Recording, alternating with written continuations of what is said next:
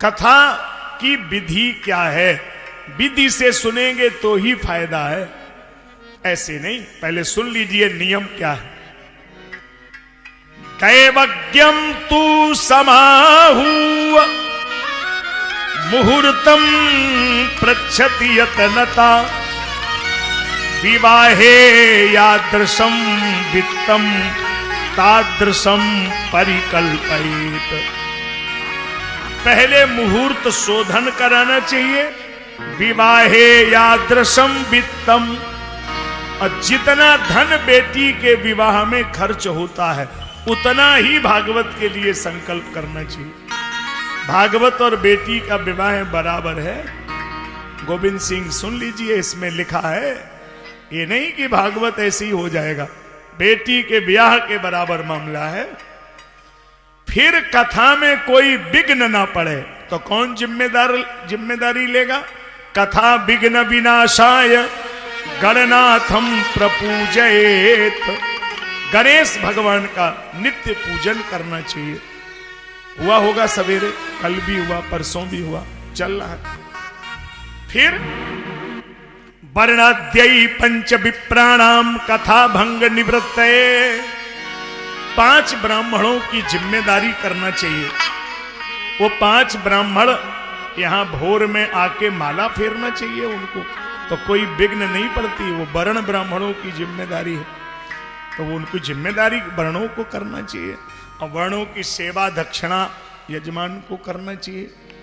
और कथा में जितने भी श्रोता सुनने आते हैं वो प्रयास करें कि रोटी नहीं खाना है, नमक और अन्न तब लेना है जब कथा की आरती हो जाए। अगर फलाहार पे सुनते हैं तो उसका फल अलग है। तो कोशिश प्रयास करना चाहिए। अगर कोई शुगर है, प्रॉब्लम है, तकलीफ है शरीर में, तो एक बार भोजन कर सकते हैं। भोजनम तू वरम मन्ने नोपवासम करो इति। तो एक बार भोजन कर ले शाम को, लेकिन दिन में कोशिश करें ना ले। अब मान लो किसी को बहुत तकलीफ है, बिना भोजन नहीं बनेगा, तो द्विधलम मधुतैलम च गरिष्ठान्नम तथैव च। लहसुन प्याज गरम मसाला लाल मिर्च ये बिल्कुल नहीं पड़ना चाहिए भोजन में।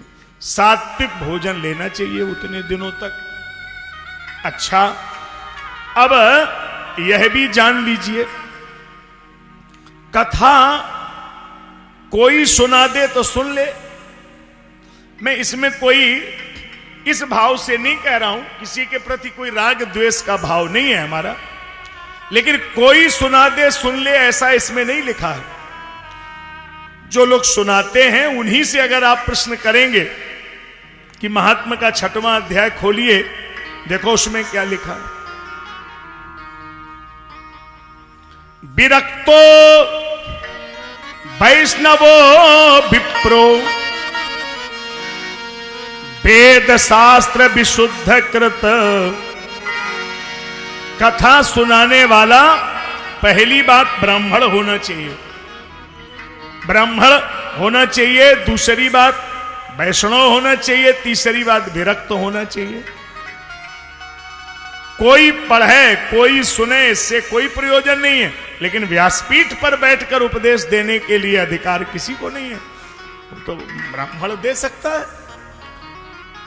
क्योंकि इसमें दान लेना पड़ेगा ना, और दान लेने का अधिकार क्षत्रिय को नहीं है, वैश्य को नहीं है, ब्राह्मण ही ले सकता है ना, इसलिए वह उपदेश देगा। आपकी दृष्टि में ये क्या है मुझे नहीं मालूम, लेकिन मैं जहां बैठा हूं ये भारत की सर्वोच्च पीठ है।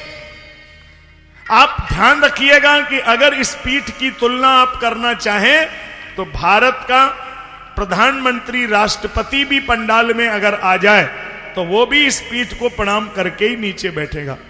ये इतनी प्रणम्य पीठ है, इसके ऊपर उसका भी आसन नहीं लग सकता। इसमें व्यक्ति प्रणम्य नहीं है, पीठ का प्रणाम है। यहां तक कि जब हम कथा करते हैं हमें भी बैठना होगा तो प्रणाम करके ही बैठेंगे, क्योंकि इस पीठ का बहुत बड़ा महत्व है। व्यास आसन आसीनम त्रिगुणम मन्यते जगत। इस आसन पर बैठने का अर्थ है व्यासाय विष्णु रूपाय, वो तो भगवान का स्वरूप हो गया, इसलिए यहां जो सुनाया जा रहा है वो तो ब्रह्म वाक्य है, वो तो भगवान की वाणी के भाव से सुनना चाहिए। फिर कथा कराने वाला गृहस्थ है तो हवन कराना चाहिए, कथा कराने वाला सन्यासी है तो गीता पाठ कराना चाहिए।